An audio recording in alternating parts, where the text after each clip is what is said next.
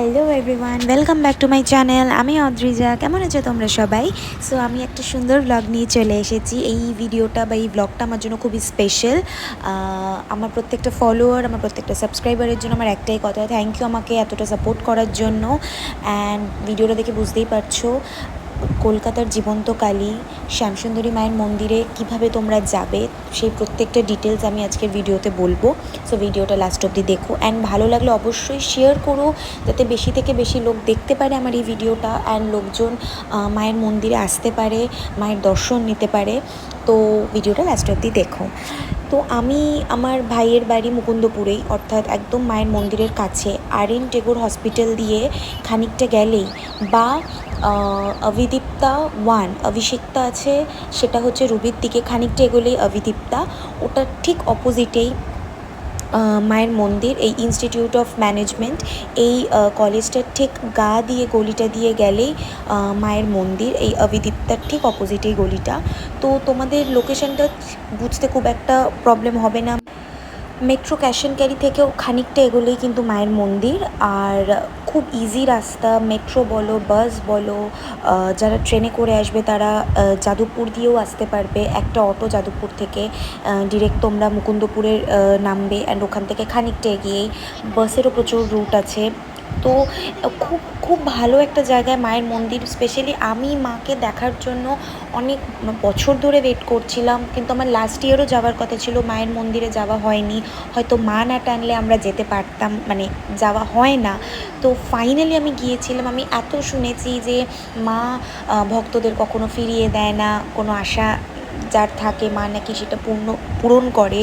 And মা নাকি এখানে বাচ্চা হিসেবে মাকে পুজো করা হয়, একটা 5 বছরের বাচ্চা হিসেবে। তো আমার অনেক দিন ধরে, আমার ভাইয়ের জন্মদিন ছিল 18ই মার্চ। তো আমার ভাই ওখানে 200টারও বেশি মিষ্টি সেদিনকে ভোগে মিষ্টি দেওয়ার কথা ছিল। আমার ভাই আগে থেকে জেনে গিয়েছিল এখানে এরকম আছে যে তোমরা তোমাদের কোনো স্পেশাল অকেশনে তোমরা কিন্তু খাবার বা প্রসাদ হিসেবে, মানে যেটা ভোগে, সেটা তোমরা দিতে পারো।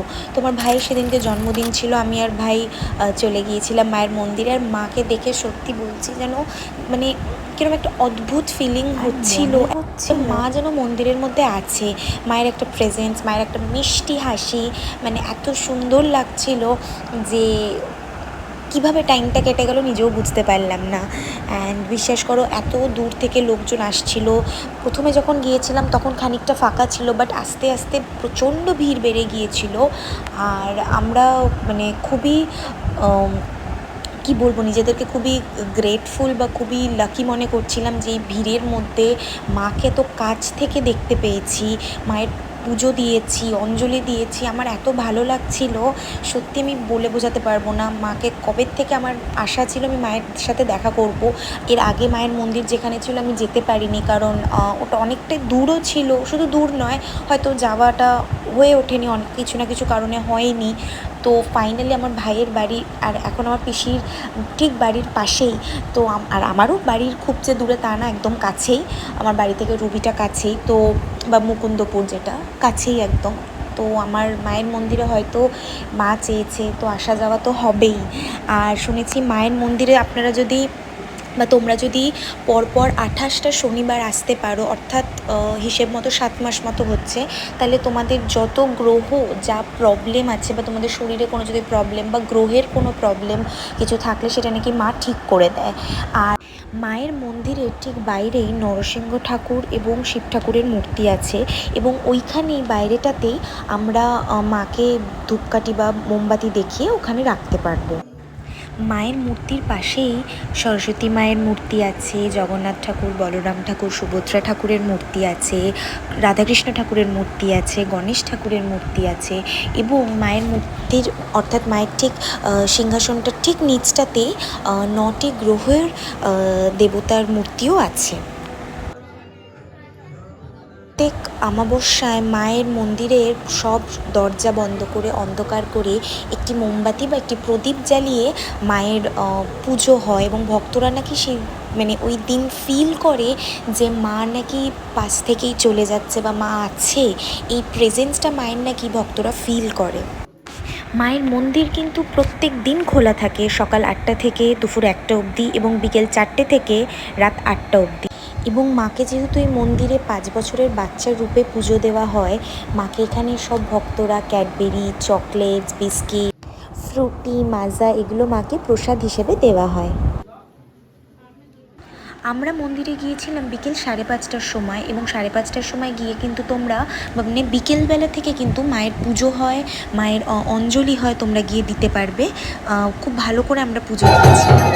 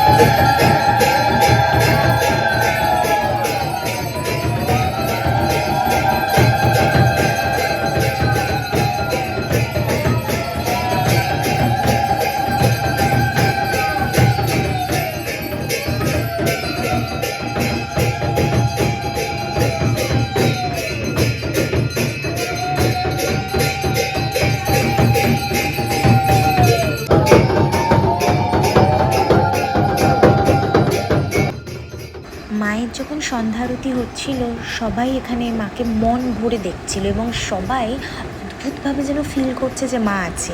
আমি নিজে এটা ফিল করেছি।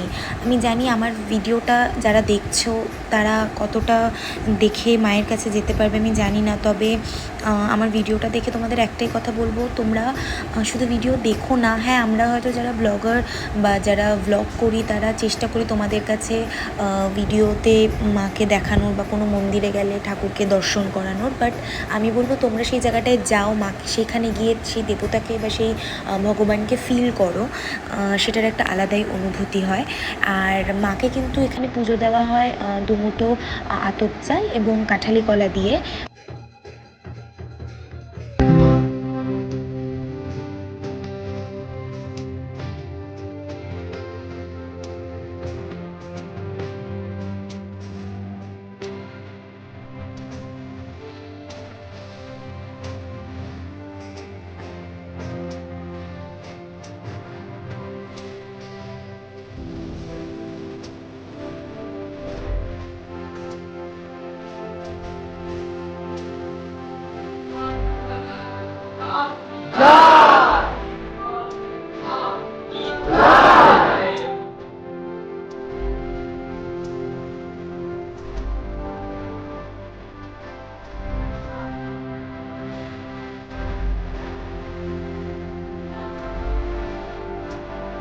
সেদিন যেহেতু ভাইয়ের জন্মদিন ছিল, কাজে অঞ্জলি দেওয়ার পর সবাই ওখানে ভোগের জন্য লাইন দিচ্ছিল, ভোগের প্রসাদের জন্য।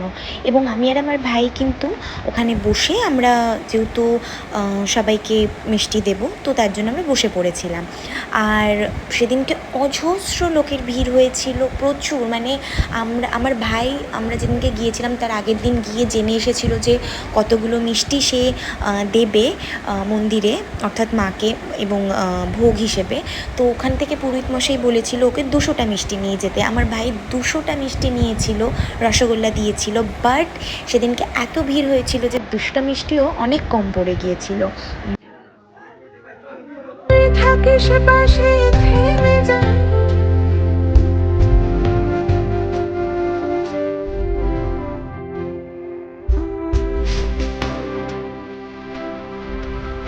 মায়ের ভোগের প্রসাদ হিসেবে দেওয়া হচ্ছিল খিচুড়ি, লাবড়ার তরকারি, ফল এবং মিষ্টি। আমি আর ভাই মিলে ওখানে ফল মিষ্টি দিচ্ছিলাম, আর খুব ভালো লাগছিল। একটা অদ্ভুত ভালো ফিলিংস হচ্ছিল যে সবাইকে নিজের হাতে বেড়ে দিচ্ছিলাম। আর মনটাও খুব শান্তি ছিল। আমার ভাইয়ের জন্মদিনের জন্য মিষ্টি খাওয়াচ্ছিল, এটা চেয়েছিল যে মায়ের মন্দিরেও মিষ্টি খাওয়াবে, মাকে একটা সুন্দর ফুল দেবে। এবং ও আগের দিন গিয়ে ফুলও দিয়ে এসেছিলো, সেটা মাকে পরিয়েও ছিল, সাদা গোলাপ দিয়েছিল। মা কিন্তু মায়ের নতুন বাড়িতে কিছুদিন আগেই এসেছে। 15ই মার্চ মাকে মায়ের নতুন বাড়িতে আনা হয়েছে। আর হ্যাঁ, তোমাদেরকে একটা ইনফরমেশন দিয়ে থাকি, 28শে মার্চ অর্থাৎ শুক্রবার আমাবস্যার দিনে মায়ের মন্দিরে খুব বড় করে পুজো হবে, এবং সেই দিনকে নিম পাতা দিয়ে মায়ের পুজো হয়, এবং সেই নিম পাতা ভক্তদের প্রসাদ হিসেবে দেওয়া হয়। এবং সেই নিম পাতা খেলে নাকি যার শরীরে যেরম রোগ থাকে সেগুলো নাকি সেরে যায়। মায়ের মন্দিরে অনেক দূর থেকে অনেক ভক্তরা আসে মাকে দেখতে, মায়ের এই মিষ্টি হাসির দর্শন নিতে। আর আমার ব্লগটা দেখে যারা হয়তো মায়ের নতুন এই জায়গা বা ঠিকানা জানা নেই, তারা হয়তো দেখে জানতে পারবে। আর ভিডিওটা ভালো লাগলে অবশ্যই শেয়ার করো, বেশি থেকে বেশি ভক্তর কাছে ভিডিওটা পৌঁছে দিও। কারণ মা ছাড়া আমাদের কি করতে পারে না।